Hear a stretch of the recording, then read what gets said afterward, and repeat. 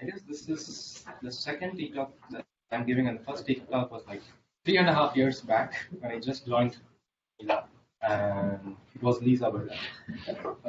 So today I'll be talking about RNNs, long-term dependencies, and lifelong learning.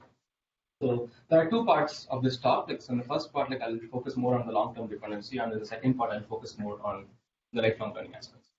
So the first part is about like our new AAA paper, which is the non-saturating recurrent units for modeling long-term dependencies. And this is a joint work with Srina, Eugene, Samira, and Yashwan.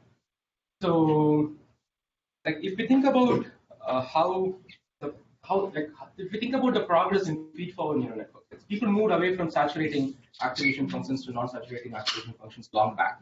And in the case of recurrent neural networks, it is still the case that saturating activation functions dominate, especially because of LSTM, which is very, very successful.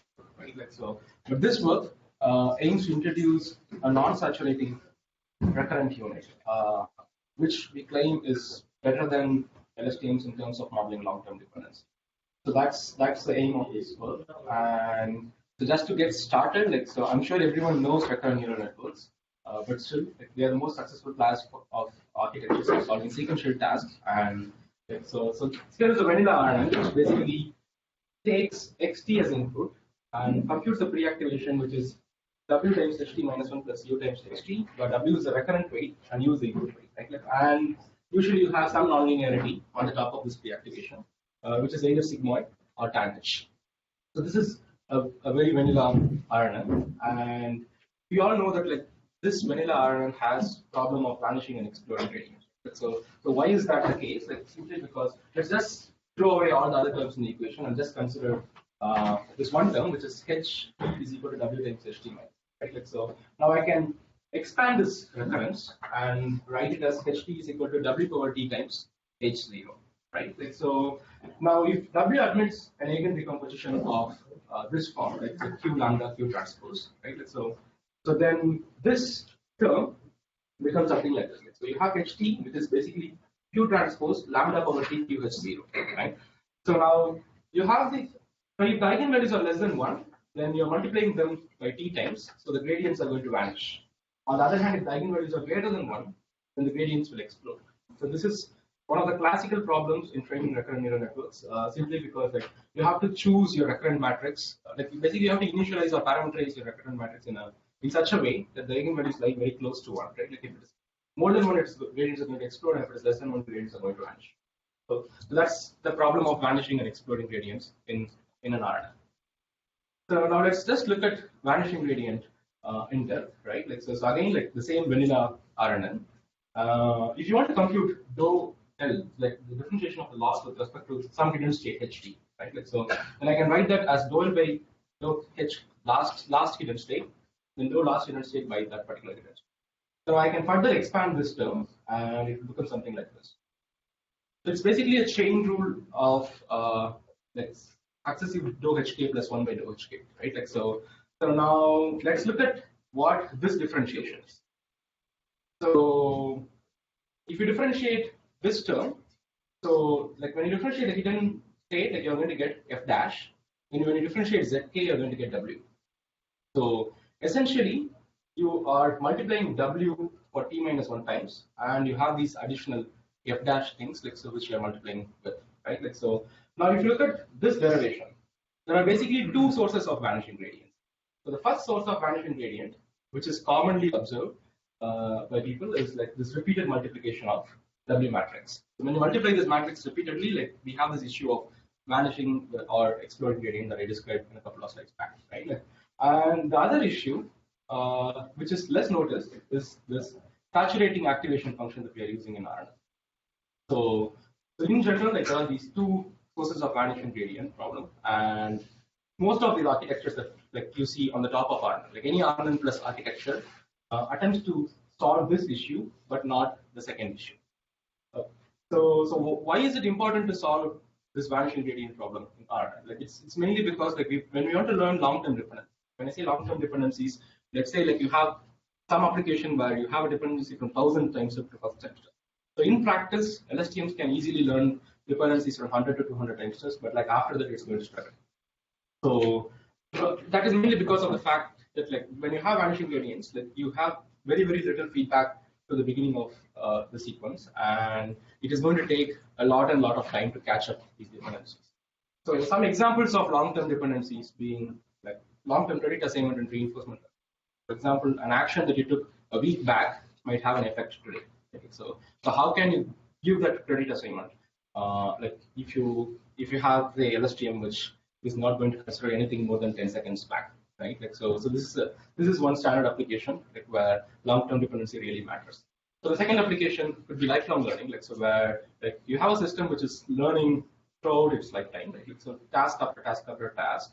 Now, when you're in such a meta setting, like where you have to remember what the knowledge that you gain like a bunch of tasks back, like 10 tasks before in the current task, right? Like, so such requirements are like really long-term dependencies, and that is another application.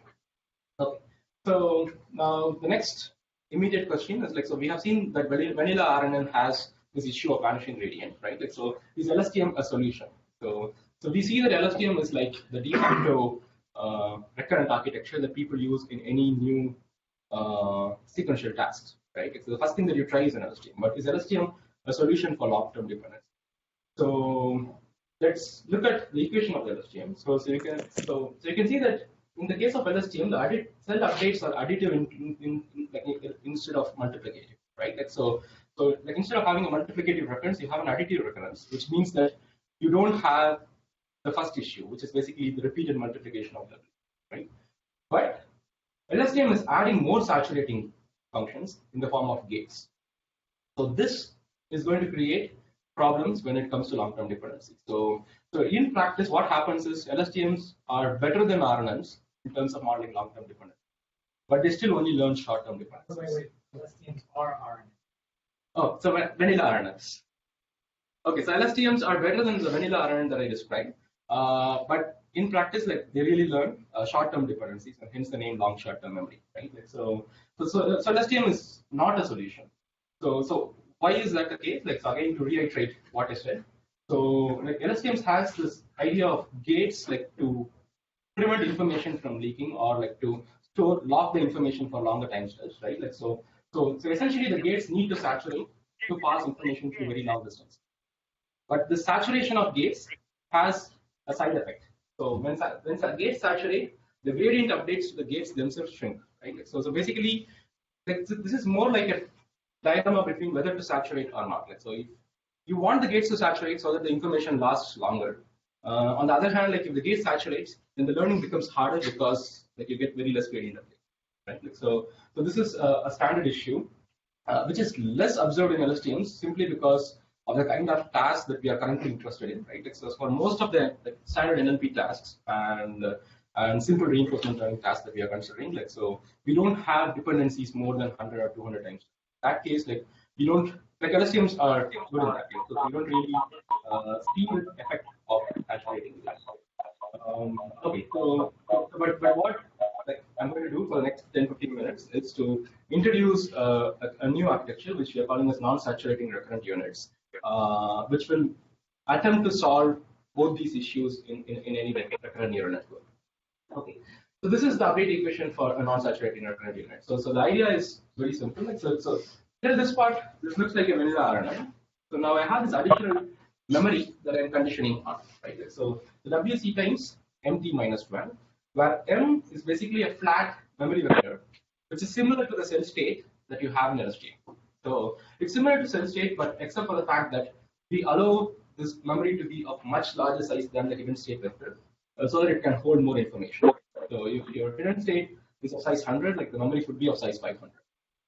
So that's one minor difference, but other than that, like it's very similar to the cell state.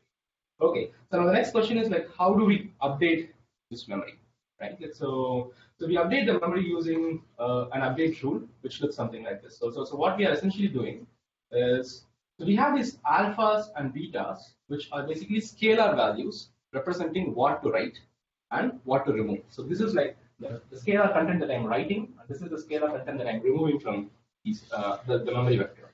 And these are basically functions of xt, ht, and the previous number. So F alpha and F beta here are basically linear functions followed by an optional ReLU nonlinearity. So we don't have a sigmoid or tangent here.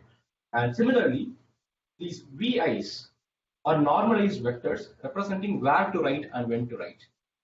So again, they are functions similar to this, except for the fact that you have an explicit normalization after you compute these functions. So yeah. You take a summation over K1, but then use some things where the index is I. So is K1 supposed to be I or K? Oh, so okay, so this is maybe a wrong notation. I is equal to 1 to K1. Right. Okay, so I is equal to 1 to K1, similarly I is equal to 1 to K2. And like how many values does K1 take? Okay, I'm coming to that. So essentially, like one way of looking at this is to take your current hidden state and come up with a low-dimensional projection of this hidden state. Let's call it to be K1 dimensions. Okay, so if you have a 100-dimensional hidden state, you come up with a 10-dimensional projection of this hidden state, where K1 is 10, right? Like so, now you're going to write every dimension of this low-dimensional projection in different basis directions. So those directions are defined by these VIs. So like every VI tells you which direction to write the first unit of this low-dimensional projection, the second unit of this low-dimensional projection, and so on.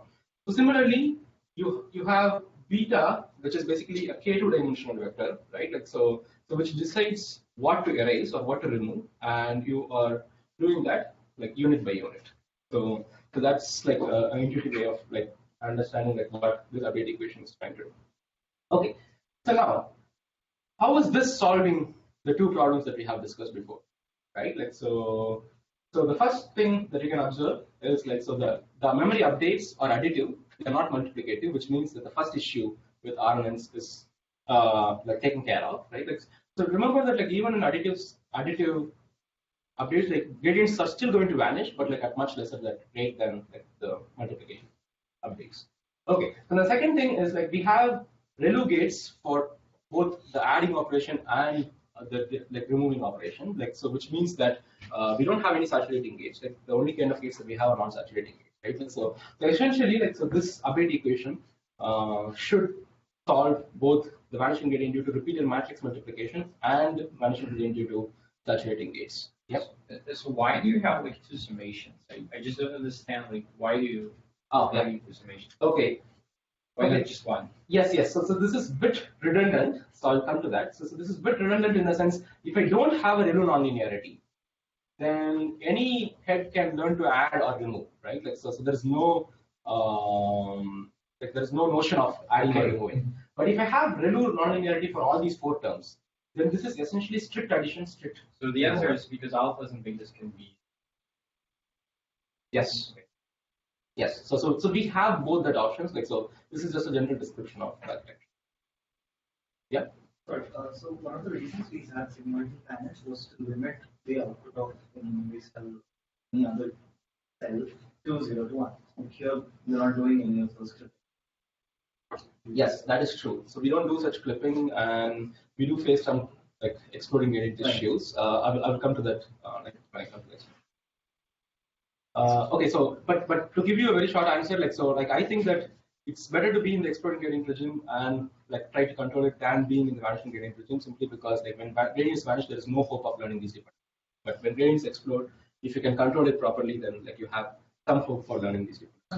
Not exactly talking about gradients here, but I'm saying the value. Yeah. I get that. I'll come to that. Okay, so one issue that we have to make this a more practical architecture is the fact that we are directly conditioning on this huge empty vector, right? Like, so as I said before, instead of empty being 100, like it could be 500 when the given state is 100, right? So essentially, depending on the task, you can increase the value of this empty, right? Like, so when you have such a high dimensional vector, then you're conditioning based on that. This WC is going to have lots and lots of parameters, which means that this architecture can quickly overfit if your task is very simple, right? Like so like one trick that we do to avoid this is this idea of outer product trick. So what do you do here? Like so basically, like this is the function that I'm interested in producing. Okay, so let's say this is m dimensional. Okay, so instead of producing this m dimensional vector, I will generate two root m dimensional vectors, and do an outer product and vectorize that the result. Right? So now this gives me an m-dimensional output, but with 2 root m parameters instead of m square parameters. So this outer product trick like reduces the number of parameters like significantly, and by experiments we also show that it doesn't hurt the performance. Actually, like we see this to be slightly better than this, but like no strong comparisons.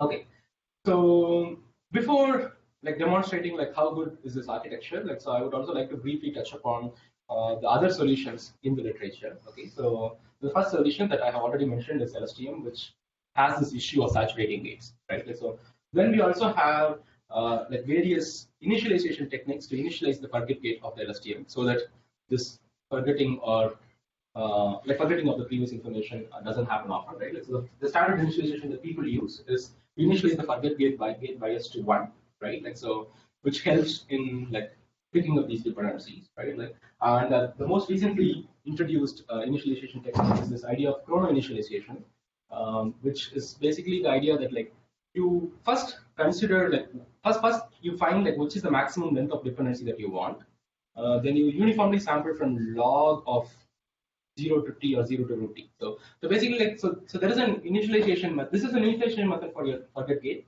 based on like whatever length you want to remember, right? Like, so they have derived this update equation in such a way that like if you use the formula, then like so you will not forget things that happen 3 times back, right? Like, so you will preserve like 99% of what information was there 3 times back. This is a very strong competitor, and one issue with both these initialization technique is the fact that they are just initialization technique. So they are not constraining. So basically, they are not constraining your architecture to behave in such a way. So since these are initialization to the biases, the network can choose to unlearn these initializations. So that's the issue with these kind of. Then we have GRU, like, which has lesser gates than LSTMs. Still, they are saturating gates, right? So then very recently, like there's also this new model called Janet, which is basically a forget gate only version of LSTM. So the fact that GRU is on par with LSTM or slightly better, and Janet is much better than these two architectures, itself gives us some empirical evidence that removing the non-saturating gates gives us some benefit. So these are the existing solutions, and like there are also some other solutions. Like for example, like from the non-saturating aspect, right? So we have ReLU RNNs, which we know are very difficult to train because of the exploding gradient issues, right? And people have proposed to do identity initialization or orthogonal initialization of these ReLU RNNs. But again, these are just initialization techniques, and training such architectures are really difficult in the sense like they have a lot of optimization issues, so unstable training. And there's also this separate line of work on parameterizing recurrent matrices to be orthogonal or unitary. Right? So these kind of architectures explicitly preserve the gradient now. But the main issue with these architectures is like they have no forgetting ability. So these architectures cannot forget information. So if you want these architectures to forget information, then you should add some saturating gates to it. So for example, I guess this is the work from our lab and like some other work, which basically adds these forget gates to like orthogonal parameterization or unitary parameterization RNNs, so that like there is some forgetting ability. So we do compare with all these solutions in the experience. Yeah. So how does your RNN forget? So it doesn't have the gates, right? So you just have you perform like a low rank update on large memories. So when you have strict ReLU, basically when the erasing gates are strictly negative, it's not explicitly forgetting, but like it is learning to remove something, which is similar to forgetting. So how do you compare this to, say, I take LSTM and I just close all forget gates? I make it not forget anything. It seems to me that I would get something pretty similar to it. No. Why? No, because like so I will show that like so NRU has forgetting ability. So like when you have strict positive values, basically when you have strict positive values for adding and erasing, like I'll show you that like NRU has forget. For example, like one experiment is like when you don't reset the memory after every episode, the network actually learns to reset. Yeah, just one point. Question about the parameterizing. How does it work? Like Eugene did, he doesn't actually enforce orthogonality as a hard constraint, it's a soft constraint, and we slowly relax it. Yes, yes, but I guess there are also I'm just citing Eugene here, but like there are also other work but there are also other work like which explicitly parameterize it. And the conclusion from the study that we're moving away from if you don't relax the orthogonality trouble, there's like a sweet spot where make it kind of orthogonal, but not so orthogonal.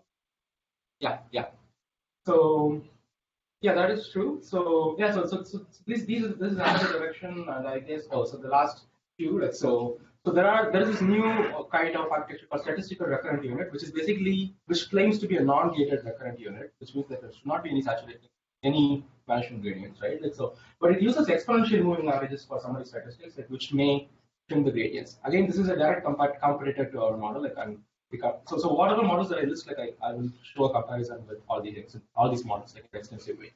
And finally, like we also have discrete addressing based memory augmented neural networks, where the goal is explicitly to learn more long-term dependencies by making the addressing discrete, right? Like so that like you can pass gradients for a long enough time. But both are from like our lab, like Chandar and myself, and like so. But here, like we use reinforced or tumbles of matrices, like which are either difficult to train or to scale. So in that sense, like whatever we are proposing currently is much simpler than these architectures. And finally, we have data flow normalization, like layer norm or recurrent batch norm, like so, which helps in some tasks, but not a universal solution. So so these are like different. Yeah. Do you also compare to Hinton's fast rates? Because I feel that you have a bigger memory and other product check that's quite similar to that. We don't compare with fast ways. Fast ways are just in the short term. Yeah. But you can also make it always add it to always do the other product. No, but that's ways converge to zero here.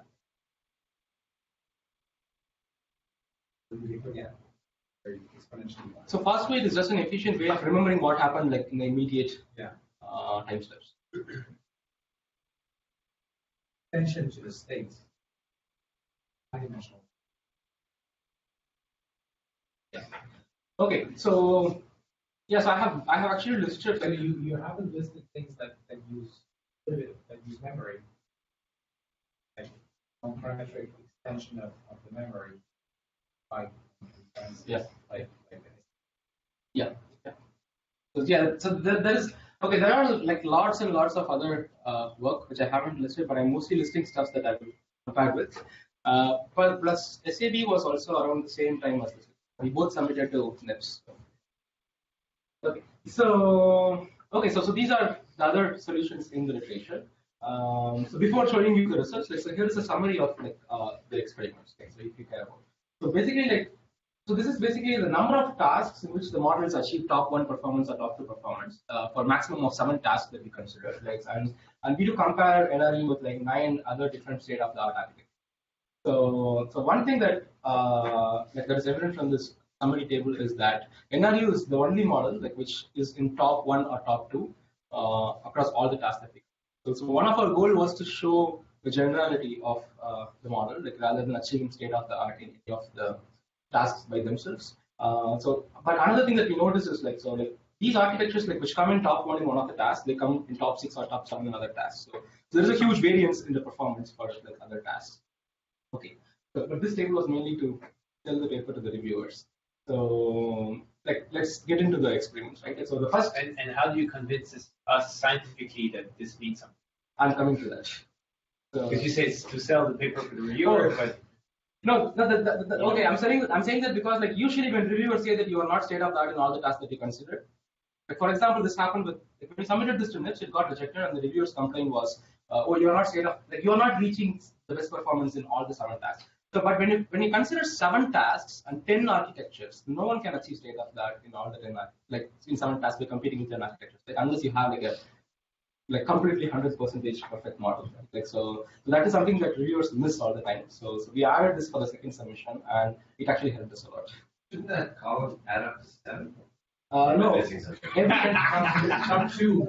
Or top 1 or top 2. Top one should add up to 7. Oh, that's because like two architectures solve the task. It's like solving the task or not, right? Like, so two architectures solve the task.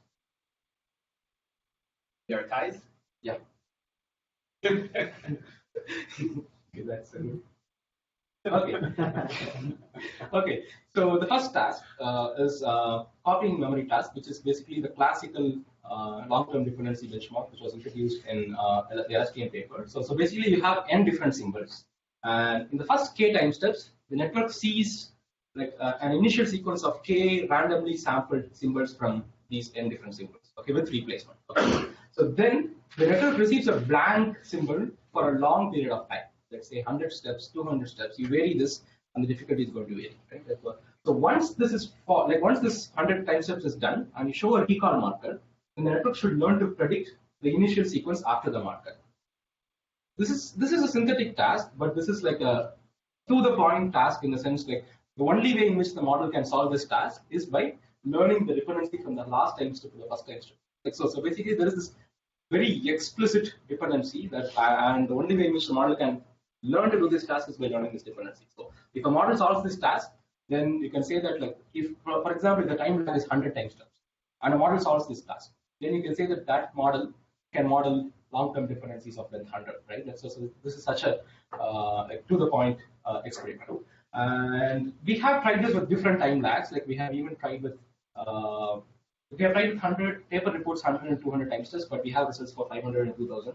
But we don't have 500, 2000 results for all the architectures, only the top 3 architectures. So that's why I show you the 200 results. So here you can actually see that, okay, this is too much to read.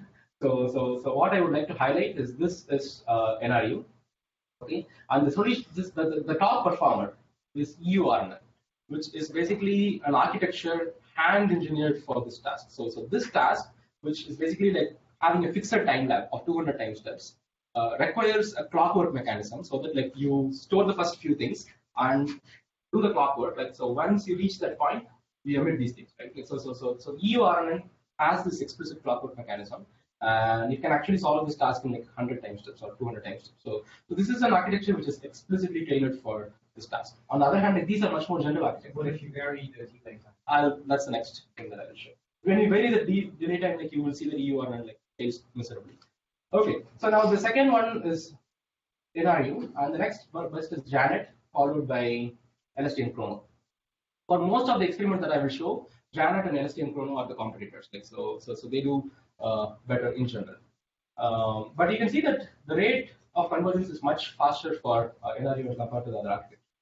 So now Is it trying to test? Oh, this is all online learning. So like there's no train test. Like, key examples one at a time, and there's no repetition of example.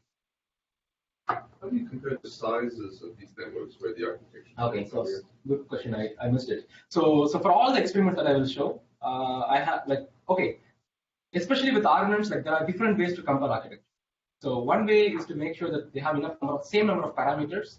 The second way is to make sure that they have same number of hidden states, and the third way is to make sure that they have same number of hidden units, as in hidden weights, right? Like so we go with the first approach. Basically, make sure that all the architectures have the same number of parameters. There's no clear winner among these 3 solutions. Plus, it's computationally very expensive to do all these 3 approaches, so we just went with that. Okay, so here is the memory visualization, and this is basically the visualization of change in the memory. So you can see that initial. Okay, so maybe this is not as clear. What is what? Okay, so this is the memory cells. So x-axis is the memory cells, y-axis is the time step. So you can see that in the initial first 10 time steps, the memory is updated. And once the 10 time steps are done, the memory update is stopped, right? And only when the model sees a recall symbol, like it starts updating the memory. So unlike NTM, like where you don't need to update the memory while generating, here I have to update the memory because there is no location-based addressing, right? Like it's all content-based addressing. So to remember that what I have generated, I have to update the memory. So the network by itself learns this kind of key. Okay, so now the second one is like Yosha's question, which is basically what happens when you have varying time lags, right? Like, so when you have varying time lags, here you can see that NRU is not affected much, but if you want to look at where EURNN is, so EURNN is here. So this is basically, so this I think 0.9 is basically the performance of a random baseline, which basically randomly predicts the sequence instead of looking at the current, like you're looking at the sequence, right? Like, so that's the random baseline. And you can see that NRU is the best, followed by what, Janet, again followed by LSTM, or in this case Guru, I guess. Yeah, in this case Guru. So LSTM, Janet is the second best, but still NRU converges much faster than all the other architectures. Again, we have the same experiment for different time lags. Okay, so here's So just another outsider question here. So how do you control for the the hyperparameter tweaking and stuff? Like how do you know that these differences are real difference versus you've not chosen the parameters for the training method? Okay, so that's a good question, and that's a serious question to worry about. Like if you're just doing one task. So one way in which I am relying on these results is because like we have done 7 tasks with variation 10 different tasks, right? Like, and if you consider time lags, different time lags as different tasks, then we have done almost 15 tasks. So basically, like so one thing, the observation here is like without doing much hyperparameter tuning, like we get good results in all the tasks, like, which is a good indicator that like so this model is focused hyperparameter. But yes, if you do proper hyperparameter tuning, these results might change. But you're spending the same budget for a hyperparameter search for all. Yes, in fact, like I spent less budget for NRU. Like so like for NRU, we did not really do any hyperparameter. So okay, the only thing that we wanted to manage like is like the number of parameters. Other than that, like so we did not do a lot of hyperparameter tuning. And but for most of the architectures, like there are not many hyperparameters. So this is relatively easy comparison. Yeah. Can you comment on like the huge peaks you have in percentropy? Okay, so we see those huge like huge spikes mostly for these kind of online tasks, like where like you have one task, one example coming at a time, like and it's not repeated, right? So when I'll show you some batch tasks, like tasks with batch training, you don't see such spikes there. So these spikes come because of the exploding gradient issue that NRU would face, simply because there's no vanishing gradient right now. There's only exploding gradient. So we need better ways of controlling that. Like I'll come to that in the end. Okay, so this is basically the convergence plot for all the top 3 models, like NRU, Janet, and LSTM Chrono, for 4 different variations. They copy 100, 200, variable 100, variable copy 100, and 200. So you can see that. So this is basically the number of steps that the network takes to approximately receive, like approximately solve the task. Like that. So you can see that NRU is converging much faster than Janet and LSTM Chrono, which are like the state of the art. And because this is online learning, this is also sample complexity. The number of training examples you see. Yes. Yeah. Okay. So then, like, so this is about the long-term dependency part. So then there's also this classical benchmark for forgetting ability, which is the idea of denoising. So basically, this is very similar to copying memory tasks. However, the data points are randomly located in a noisy sequence. So now you have to learn to filter this noisy sequence and just remember the actual data points and generate those data points. Right? So this tests both the memorization and the forgetting ability of RNNs. So here are the results. So one thing that we observed for this task, especially, is so all the models like almost take 125K to 150,000 to solve this task, except for EURNN, like which cannot solve this task, right? Like so basically, like more or less, like all these gated architectures would solve this task simply because they have gates and they can learn to filter things. So then, like some slightly more realistic task, which is character level language modeling with PTV. So the numbers here might look bad because like we did not do dropout, we did not do any standard tricks that people do for language modeling. We just wanted to compare the performance of different architectures. So in that sense, like so GRU was a winner, followed by NRU, both in terms of DPC and accuracy. So then finally, so we also have this permuted sequential in this task, like where so this is basically a I don't know if this is a good task or a bad task, but people use this for testing long-term dependencies. So more than long-term dependencies, for me, like this is more about testing complex dependencies. So when you permute the sequence, right, like so, and feed the pixels one at a time, so you are creating these complicated dependencies in the sequence, and the task is to see if the model can pick up these complicated dependencies. Okay, so again, this is a batch setting. Like you go through the examples again and again. Here you see that there's no spike in the performance, right? Like so we did not see any such issues here. And again, like here, NRU is the winner, followed by who? EURNN, followed by EURNN. So okay, this is probably the second place where EURNN is winning, simply because of the fact that EURNN has very less number of parameters. We were not able to match the number of parameters in EURNN with other architecture. So to increase the number of parameters in EURNN, we have to make the hidden size to be 1000. So this is basically only 724, 28 plus 28 pixels, right? So in theory, EURNN can hold all the pixels in the hidden state. Then this is basically the performance of the linear or non-linear classifier that's sitting on the top of the hidden state, right? Like so in that sense, like EURNN has some advantage in this task. Okay, so summary is like out of 10 architectures, NRU is the only architecture to be top across all the 7 tasks that we consider. Yeah. Well, all the experiments you presented, like what are the confidence? Again, like very similar answer to what I gave to Simon. So, yes, we did rerun some of the experiments, but we did not rerun all the experiments with different random seeds because I'm relying on the fact that there are 10 tasks, and I'm taking the performance in 10 tasks as the statistical confidence than like having one task with multiple runs. Okay, so isn't it a valid answer? Sure, but confidence interval is still useful. I think Gauthier is the representative from France here. Post is back, is pushing for confidence interval everywhere. Oh, yeah, but we do have, one of the reviewers asked it, so we do have, so we do have that result for only one task, simply because we could not run all these 10 applications multiple times. Like we did it only for one of the copy tasks, and I don't have that in the slides, but we do have that result. They were small. Yeah, they were not, like the results were not varying much. Okay, summary, like out of 10 architectures, NRU is the only architecture to be in the top 2 across all the 7 tasks that we considered. And as many people pointed out rightly, exploding gradient is a serious issue here, right? So the only 2 solutions that we found in the literature are like grading by value or not. But at least in the initial stages of this project, like, so we had very much, like, we had a lot of difficulty in making sure that like we don't have this exploding gradient issue. So one serious question here. Why is clipping not getting?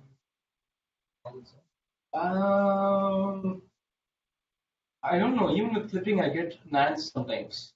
So clipping is not completely solving the problem. So and I spent weeks trying to compare clipping by value and clipping by norm, like trying to print everything in debugging and see like when is the thing changing. So but like I still don't. The gradient explodes so fast that you don't have time to clip. You're already dead. Yes, but that happens. Okay, so all these observations holds only in the online training setting. In full batch training, I don't have issues with using clipping by value or not. But in online learning setting, like what happens is there is this one really bad example which takes your network far away, and sometimes, actually most of the times it comes back. As you can see, like there are these huge spikes, but it comes back very quickly. But sometimes, like what happens is like it just goes away. Maybe you just clipping tempo-wise. I'm doing that. Or could it get these spikes because I remember this. Like we had this discussion before. So like I tried this trick of not doing an update when the gradient is too large, but that completely destabilized the training. I don't know why, but like it destabilized the training. I don't know why. Maybe it's not just one step. Maybe it's like slowly moving towards this bad region. Have you tried rigorized standard online learning method? Like, are you sure you're doing the online training correctly with your clipping? Yes. Like what other things? I don't know. Like, are you using Atom and this kind of crazy stuff here, or you're using? Oh yes, I'm using Atom. Yeah. Maybe that's. Oh no. We tried SGD. When we had this issue, we moved to SGD. We had the same issues. No, but I'm just saying that like if it works in batch, but it doesn't work in online, it might also be just because you don't have the proper training procedure for it. Maybe true. So, but I still don't. I spent like 3 or 4 weeks on this problem, and like I did not go back to it. But like this is one of the issues that needs to be. So the next thing is like trying several NLP problems where LSTM is the de facto recurrent neural network. Like so the paper basically says that like when you have really long-term dependencies, we do better. But when you have short-term dependencies, like at least from the initial experiments, I see that we are matching the performance of the LSTM, but not better than LSTM. Probably we don't need to be better than LSTM. So one of the like strong empirical experiment that we have to do is like to try different state-of-the-art task by LSTM is a state of the art and see if we can match the performance of LSTM. So then we can claim that we have an architecture which is like doing greater than or equal to LSTM.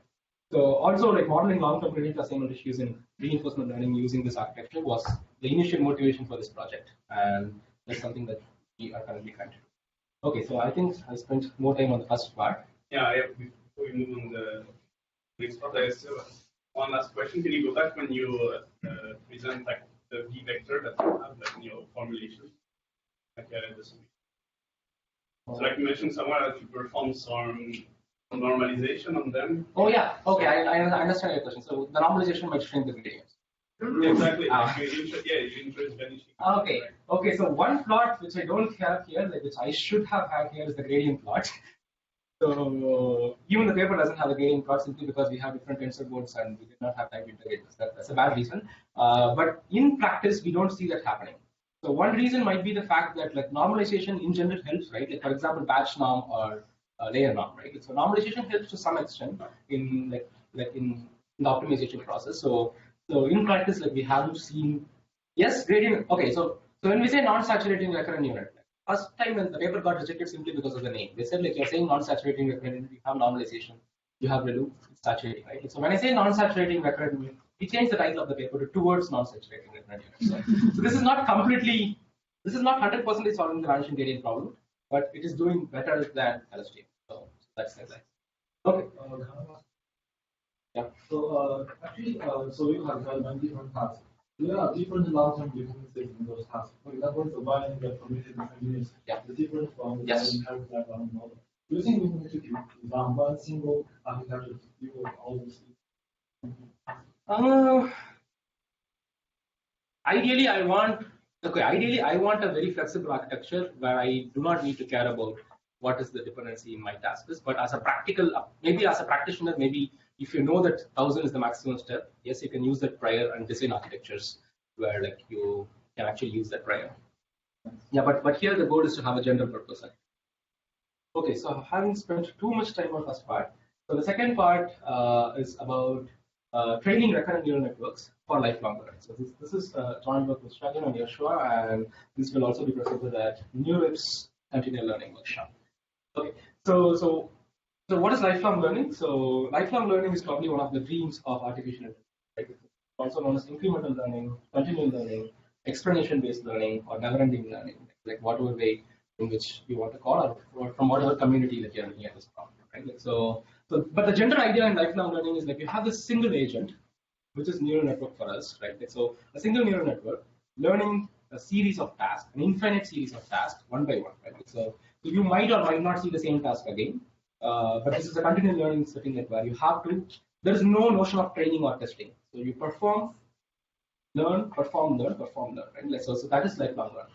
And why should we care about lifelong learning? So we should care about lifelong learning because it will be more effective at learning and retaining knowledge across different tasks, right? Like so which is probably one of the ways to solve the general intelligence, like achieve general intelligence, right? Like so, rather than having a single system, expert system, which is too good in one thing but not at all good in like different other things, right? Like so, also it will be able to obtain better priors for the task at hand by using the prior knowledge and exploiting similarity across these tasks, right? Like so, this is why one should care about lifelong learning. And the central challenge is in lifelong learning. There are two central challenges which stops us from doing this. Like the first challenge is the challenge of catastrophic forgetting. Right? So when you learn a series of tasks, right? So when you are learning a new task and you haven't seen the previous task for a long time, so you'll forget how to perform that task. Right? Even humans have this catastrophic forgetting. Right? Like but with neural networks, it becomes even more worse because of the gradient descent. When you do gradient descent, you're seeing enough examples from only one task. Then you're slowly moving your network towards that task, right? Which means that you're essentially unlearning like what you have learned for the previous task. So this is a serious issue, and this is the central issue. Like when you are especially interested in retaining the information from past, right? So that's the issue of catastrophic forgetting. And we also have this issue of capacity saturation, which is not that much discussed in the community. Like so, simply because we don't have good enough benchmarks to even deal with this issue, right? So what is this issue? Like so, I have a parameterized network, right? Like so, when I have a parameterized network, it has finite amount of capacity. So if let's say I have a network which has the capacity to learn 10 tasks, Now, if I'm putting this network to test through 20 tasks or 30 tasks, then the only way in which the network can learn the 11th task is by unlearning some part of the previous task. Right? So basically, you get catastrophic forgetting also because of capacity saturation. So there are two sources of catastrophic forgetting. One is capacity saturation, and the other source is the gradient descent itself. Right? Like so, when you do gradient update for one task, like you forget things about the other task. But with capacity saturation, like so, of course there are many solutions. Like for example, like why not start with a much bigger network, right? But that's never a good solution.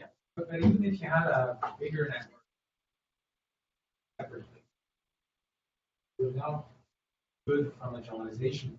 Yes. Yes, I'm coming to that. So basically, like, so my point is similar, like in the sense, like even if you start with a very bigger network, right? So first of all, like you don't know the upper bound, right? Like so, like you start with a 2,000 unit network, like which can hold 10 tasks. What if I give you 20 tasks? Then the network fails at some point, right? So basically, you don't know how many parameters you need in like beforehand in such a setting, right? Like even if you know that, as Yosha pointed out, like even if you know that, then you might not have better generalization simply because you have enough capacity to remember everything. So these are like the two serious issues that needs to be resolved in lifelong learning. So based on these issues, so we list out the bunch of characteristics that an ideal lifelong learning system should have. This is not a new list. Like people are trying to come up with this list for like last 20 years or 30 years, but we are just trying to be more rigorous based on our definition and also to set the notations for the project. Okay, so the first ideal characteristics is like a lifelong learning system should have knowledge retention. In the sense, if it learns some new information from previous tasks, it should be able to retain that and not forget that, right? So this is with respect to the catastrophic forgetting. Then the second desirable characteristic is like it should be able to do knowledge transfer. So when I say knowledge transfer, it means that like whatever it learned from the previous tasks should be able to reuse those information and learn the next task much faster, right? So this is also related to meta learning. And the third important characteristic is the parameter efficiency. So I don't want the parameters of the network to grow linearly, even linearly with respect to the number of tasks. There are architectures which grows quadratically, but I don't want the parameters to grow even linearly. I want an architecture where the parameters grow sublinearly with respect to the number of tasks, right? So that's the third characteristic. And the final characteristics is the ability to do model expansion. I need an architecture. I need a general purpose architecture which can expand its capacity as and when needed, right? So, but again, there are some concerns with model expansion. So, for example, we have ideas like policy distillation in general, like so where you take a network and distill with a larger network, right? So, but distillation requires a lot of time. But in a true lifelong learning setting, I want a zero-shot distillation or a zero-shot expansion of the memory, right? Or the architecture. So these are like the four ideal characteristics that any lifelong learner should have. Okay. So now, like before showing you like the architecture that we are using, so I'll also list briefly the other existing solutions for both these central challenges. First challenge is catastrophic forgetting. Right? So there are a bunch of standard solutions in the literature. The first solution is to freeze the parts of the model as it trains on successive tasks. So, for example, elastic weight consolidation does that. So it essentially regularizes the parameter updates in such a way that parameters which are useful for the previous tasks are updated less when compared to parameters which are not that useful for the previous tasks, right? Like so the issue with this approach is you're basically you're not using the entire capacity of the network, right? So you are slowly like decreasing the capacity of the network, which means at some point you will run out of capacity. And the second solution is to periodically rehearse with examples from the previous task. Like for example, iCal does that, right? So the limitation with this is like you need extra time to go rehearse with previous examples, which is okay in some setups, but like if you're a pure online learning setup where you have to perform it every time, so probably not a good solution. And finally, there is this another idea, which is to constrain the optimization to make sure that the loss on the previous task do not decrease. Do not increase, right? Like so gradient episodic memory from DeepMind is doing that. So basically, like you constrain your gradient updates in such a way that you don't make an update which is going to affect the previous task, right? Like so, these are like three. That requires keeping the old. That requires keeping some of the examples. So that's the limitation. So all these solutions are not complete solutions. It's like they have some advantages, some disadvantages. Now let's also look at the capacity saturation and model expansion part. So we have this standard knowledge distillation idea, right? Like, so you can either distill from a smaller network to a larger network, or from a larger network to a smaller network, right? Like, so, but as I mentioned before, distillation is not that good in the setting simply because it requires all the examples. It has to go through like like a considerable period of distillation time, right? Like, so on the other hand, I don't understand. How does it solve the? no, this is for capacity expansion. Like let's say you want to expand the model. Okay, so you train a larger number. Yeah. You take the smaller one. Yeah. So the other solution in the literature is to come up with these function-preserving transformation to expand a small trained network to a large untrained network. So this is this idea of net-to-net, where you basically take a trained network and do a zero-shot expansion of that network to an untrained network. Okay, so in this case, there is no delay in expansion. But there are also other solutions like one network per task.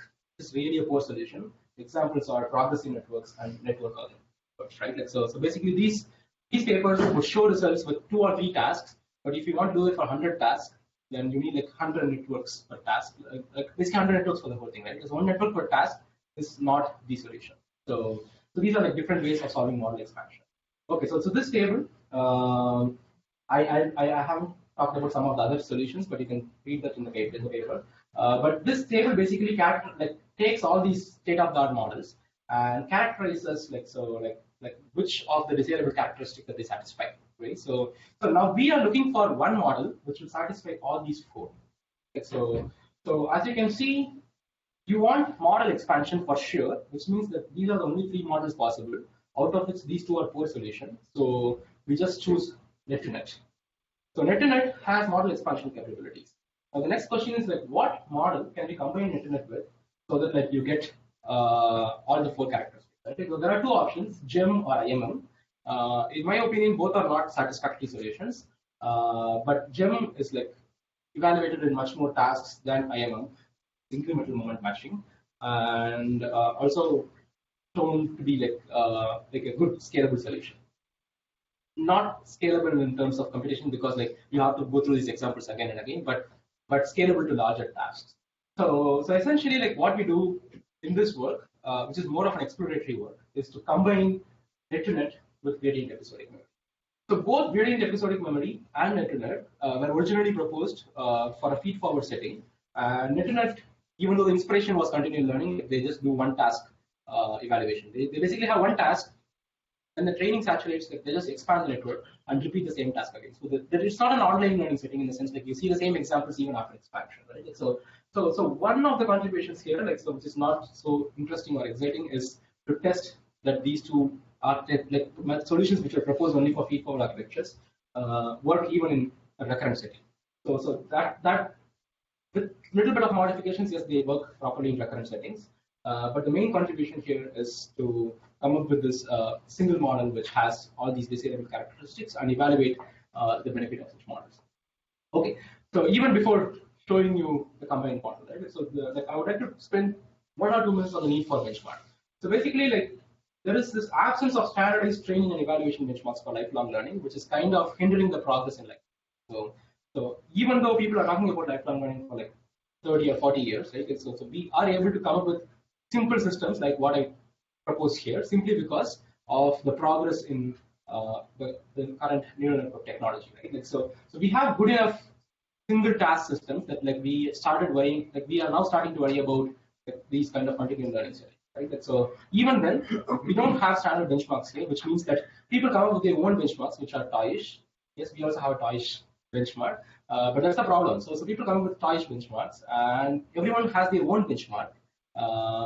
Then it becomes difficult to compare with others, right? So there is no standard benchmark for testing such architectures, and also there is no standard benchmark which explicitly attacks one of these problems, like catastrophic forgetting or capital placement. For example, surprisingly, there is no paper which talks about capacity expansion in lifelong learning setting. So even though that's the inspiration for many of the standard solutions in the literature.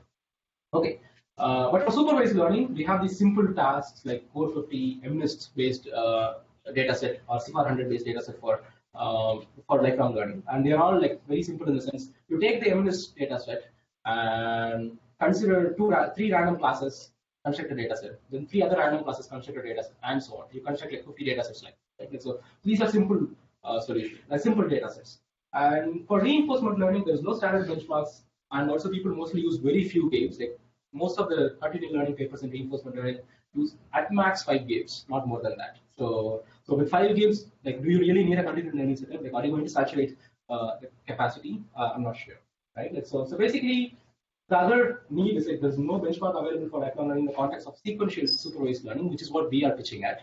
And I will also explain why we should do sequential problems in lifelong learning, right? Like, so one reason is sequential supervised learning is more close to the RL setting. So I meant reinforcement learning setting, but Shagun meant real life setting.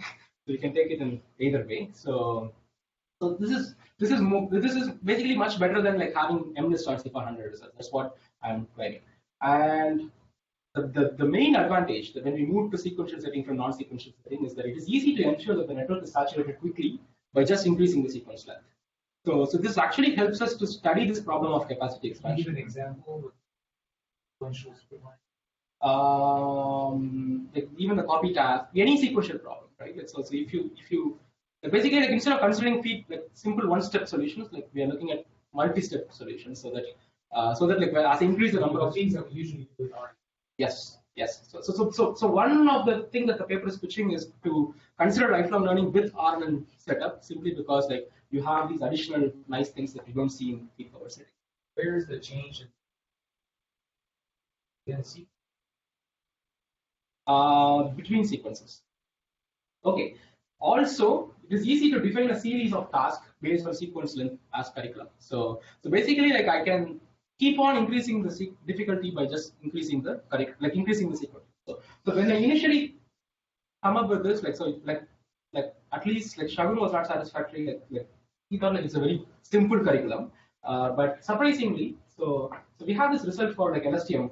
Like training an LSTM on a sequential task, which is here sequential stroke MNIST. I will explain what the task in a couple of slides. That doesn't matter. But what matters here is a sequential task where I'm training an LSTM with sequence length as the curriculum. Yeah. And going back to your previous talk, would varying the interval length that you need to memorize also be an example of different tasks? Yes. So that could be one of the studies. So, but in this case, like, so the interesting observation here is like I'm just training on any. This works for any sequential task. I'm training on a sequential task. I'm training with sequence length. So the tasks here is basically the length of the sequence. It could be 1, 2, 3, 4, 5, or I think it's multiples of 3. Like so, it's some multiples of the sequence length. Okay. So now you can see that I train with just sequence length. Well, let's say 1. Okay. Then I test it with other sequence lengths. Obviously, the performance will be bad. Okay. Now I train the network with just sequence length 2. So we say that we basically clear the level whenever like the performance is more than 90%. So when it achieves more than 90%, you look at the backward transfer for sequence length 1. It has learned only sequence length 1 followed by sequence length 2. Now it is overfitting to sequence length 2 in the sense like so the performance for sequence 1 drops significantly. Let's not worry about the forward transfer because forward transfer is always going to be bad, right? Like so, but as you see here, like as you just train based on sequence length as the curriculum. That itself is challenging for current recurrent unit simply because like it overfits to that sequence. Solution is still not algorithmic. It's less algorithmic than we expect. So in that sense, this kind of convincing curriculum to use. Okay, so now we also propose a bunch of simple tasks where you have control over the task and also use that as a benchmark. Right? The first task is copying task, which is basically an algorithmic task that is whether the networks can learn to store and recall a long sequence of random vectors, which was introduced in the NTM paper. So basically, given a sequence of random vectors followed by a flag, I want to reproduce these random sequence. Okay. So now the difficulty levels here are the length of the sequence, and the metric that we're going to use is bitwise accuracy. So we'll start with length 3, 6, 9, 12, and so on. So basically, okay. So we'll start the training with length 3. When the network achieves 90% accuracy, we move to length 6. It achieves 90% accuracy, we move to length 9, right? And so whenever it fails to clear the accuracy level within, let's say, 20,000 time steps, we stop the training. Basically, the network has failed to clear that level, right? So that's the setup. And the second task is associative recall, which is another algorithmic task where after showing a sequence of items, the network has, I'm going to show the network a random item. then now the network has to say what was the next item after this random item. Okay? And here items are usually another sequence of random vectors. So basically you have random vector block, random vector block, random vector block. You show one of them, the network has to predict the next one. That is the task. Here again the levels are length of the sequence and the metric is bitwise. So we have an even more challenging task is what we call as sequential stroke MNIST. So which is basically the benchmark for which is proposed as a benchmark for long-term dependencies in one of our earlier papers. So basically here each MNIST image is going to be represented as a sequence of strokes. So instead of pixels, like the pixel MNIST, like so here it's going to be sequence of strokes. It might look like a simpler problem, but we make the problem much more challenging by giving sequence of 10 stroke sequences. So basically, like I take 10 digits, I have the stroke information for all the 10 digits. I'm going to feed them continuously to the system. And the output is the corresponding sequence of digits in the same order. So this is a much more challenging task than the previous two tasks, and also much more realistic because this involves some learning. It is not just copying, right? It involves some learning, and the network has to learn to chunk the sequence first. Then it should learn to recognize the sequence, recognize the chunk. Then it should learn to remember the digits in the same order, right? So this involves much more from the, like it expects much more from the network than the previous two. Here again, the levels are number of digits, and the metric is per digit accuracy. Okay. So the setup, as I said, is like, so we are going to consider each task as a domain and each difficulty level as a task. We're just switching the notation. And we're going to do online learning, no separate validation test set. And whenever the current task accuracy is greater than, let's say, 90%, then the level is cleared. Then the network can move to the next level, right? Like, so now, however, the network still sees all the examples in one level before moving to the level, simply to make sure that different networks have the same number of updates. Just to be fair with all the architectures. Like we show the same number of examples, even though they clear the level. And we will report the current task accuracy, which is basically how good is the network in this task. Previous task accuracy, which is a summary of all the backward transfer. And future task accuracy, which is the summary of all the future transfer, right? So one nice thing about the sequential curriculum-based training is it's the same task but with different difficulty levels. So I can actually compute the forward transfer. Unlike like the setting where you have different tasks, right? That's a hack, but yes, it's useful for us. Okay, and if a level is not clear, then the training is stopped. However, like when you consider models with expansion capabilities, then we will allow the network to train after one step of expansion. If the model fails, expand, then continue training, right? So that's the setup. And as I mentioned, like we're going to combine gradient episodic memory with net-to-net. So what is gradient episodic memory? Like it helps to alleviate catastrophic forgetting. And when training on a level, the parameter gradient is projected to make sure that the gradient update does not decrease the loss on the previous tasks. So to do this, like you basically, okay, so one downside is it reduces the effective capacity of the model, as is the case with any catastrophic forgetting installations. And the other issue is like we need to store training examples from the previous task, right? Like so in practice, what we do is like we randomly pick like 10 examples and just use those 10 examples as a representative for the previous task. And surprisingly, that works very well.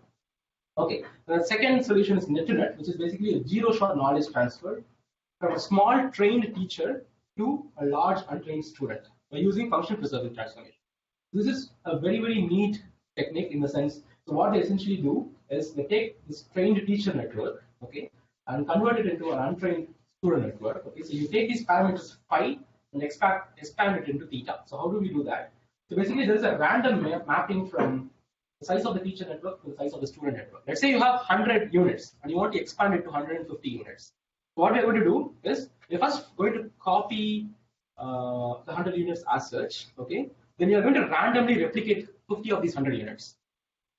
So that's it. So now to make sure that the output is same, you have to divide by 2 for these units, right? So I'm not going to explain the math, but that's what they are doing. So basically, like you divide the output by 2 for such that those units, so that like the output is still the same, but you have essentially taken the vector and divided it into 2, right? So then the output is preserved, right? So that's the solution. And the combined model is basically very, very simple. Like you train the LSTM with gem updates, and whenever the model fails to clear a task, you expand network using the internet and continue, right? Yeah. So you could train the model on NIST, then make it larger, and then also train it on, say, line counter. So you could try that again. So can you repeat the question? So you could train it on NIST first, Then it's only big enough for 4 minutes, and you could expand. Yes, you can do that. Train it on, say, Latin character that would still remember. Right? Hope is that it will still remember. Yes, you are going to have some catastrophic forgetting simply because like we don't have a perfect solution, right? But our claim is like this is going to remember more than any of the other activities. Yeah. Okay, so now some results. So this is the current task accuracy in copy task. So current task accuracy has nothing to do with the backward or position transfer, right? It just shows like how good is it in when performing that particular task. So here for a upper bound, we have this green line, which is basically a larger LSTM, and this blue line is actually our current LSTM, which is much smaller. And you can see that the smaller LSTM fails at this point. Okay, so then we expand the LSTM, then it actually clears more levels. On the other hand, when you do a larger LSTM with gem updates, so remember that this green line, even though it looks good, is not useful because it is going to have very bad backward transfer. Right? So we want a network which is doing good in the current task, plus have a good forward transfer, like good backward transfer, right? So this is such model, and we are beating that model when adding model expansion capabilities. So basically, this is a smaller network with gem updates and capacity expansion, which clears more level than a larger network with just gem updates. So this also highlights the fact that when you add gem, the capacity decreases. You can see that from 13 levels it becomes 10 levels because of the capacity exhaustion that happens due to gem. Same is observed for all the different tasks, like we have associated recall or sequential list. So then let's look at the backward transfer. Right? Like so for the backward transfer, this is our golden upper bound, right? Like so this is the best thing that we can achieve. This is a larger LSTM with gem updates, right? This is the upper bound, and here you have two things: the smaller LSTM with just net to net, there's no expansion, and there's a smaller LSTM net to net with no gem. This is smaller LSTM net to net plus gem, right? Like so this is our model, and you can see that like this is doing better than without gem, which is obvious, and it is also doing much closer to like the true upper bound, right? And you can see the similar results for all the three tasks that we have seen. Okay, finally the forward transfer, right? Like so here there is no upper bound or lower bound, right? Yeah. So here there is no clear upper bound or lower bound. Like we're just comparing the performance of large LSTM with gem, small LSTM gem net, right? Like so here you can see that our model has better forward transfer at some cases it's not. Right, like so, but again, like here we don't know which is the for forward transfer we don't know which is the good baseline or which is the good upper bound. Okay, so summary. So here your argument that the green line is not best because of the forward performance. So you run three tasks, and for all the three setups, you have a different golden standard. Like for example, the large LSTM is good for the current task and for the future task, but not for the previous task. So the same model, our model is being compared with three different models in three different setups. No, the large LSTM was doing the best in all metrics. Oh yeah, that is because the large LSTM is the upper bound for. Go for the. Okay, so for current task, large LSTM is the upper bound. Yeah, and then backward task, you still had the. We don't even have the large LSTM. Oh, there's no large LSTM here. That works worse than the large. Oh, that was the serious issue with our graphs. So when we initially submitted, reviewers could not decode this in a minute simply because we changed the upper bounds and everything. So here it is just the large LSTM. So this is large LSTM plus gem, which is the upper bound.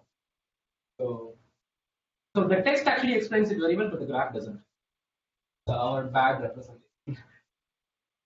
Okay, so as a summary, like so we basically provide an intuitive benchmark for sequential problems in lifelong learning settings. And the unified gem, which is a lifelong learning technique to alleviate catastrophic forgetting, with net-to-net, which is a capacity expansion technique. And we show that both gem and net-to-net, which are originally proposed for feed-forward networks, are indeed useful for recurrent neural network setting. So when I say this, people are not impressed, but that's something that you have to show. Right? Like so, and we show that the unified model is better suited for lifelong learning as compared to the individual constitutive models. So yeah, that's it. 7 more minutes, but that's it. Thank you.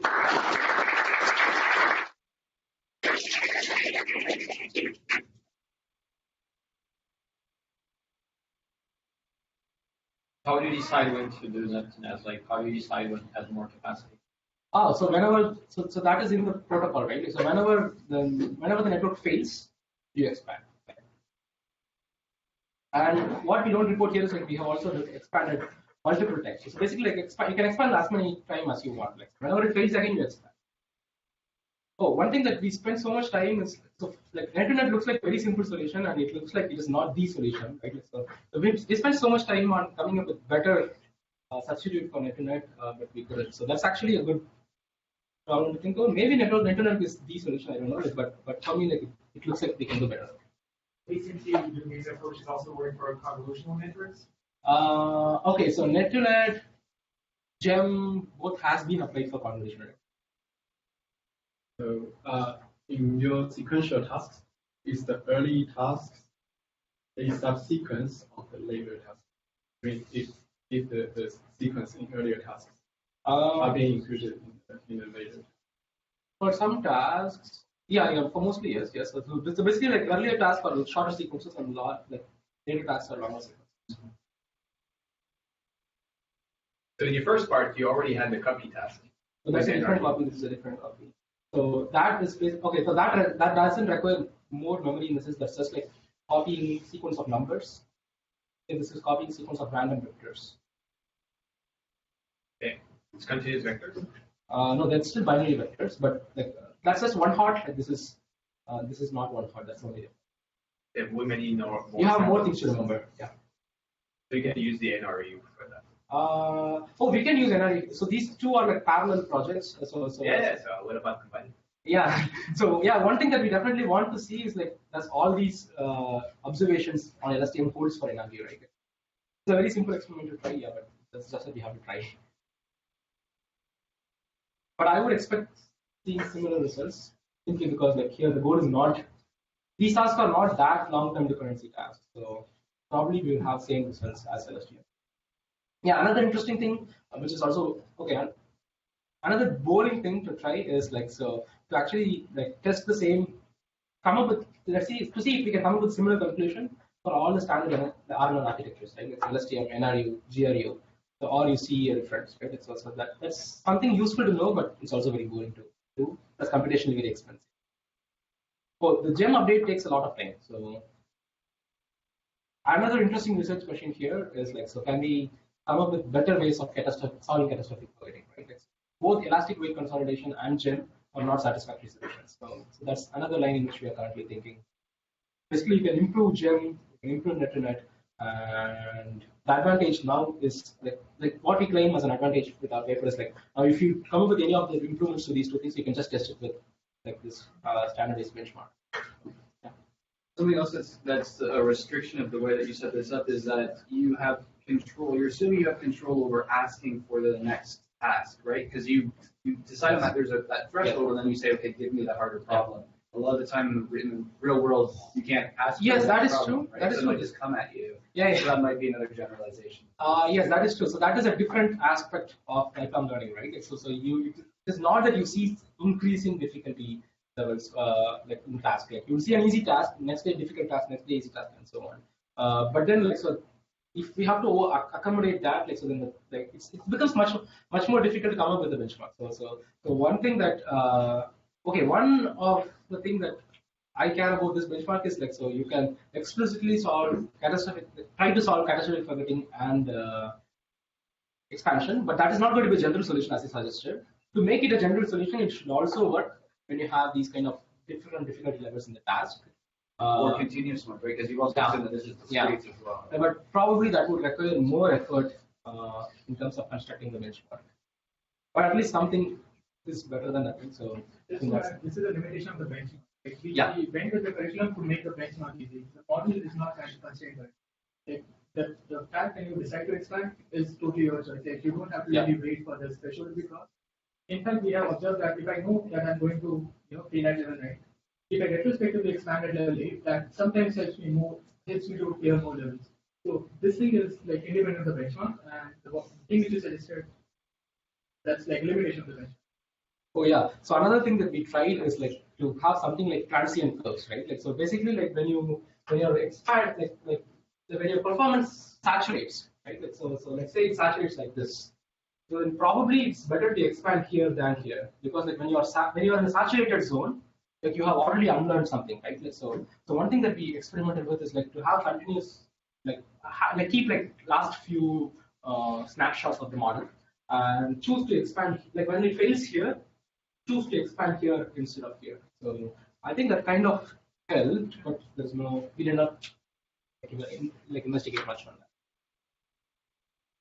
So the bar plot, can you show the bar plot? Which one? The bars. Yeah, this one. So when you say the previous tasks, you mean the average of all? Yeah. Oh, yeah. So this is an average of all the previous tasks.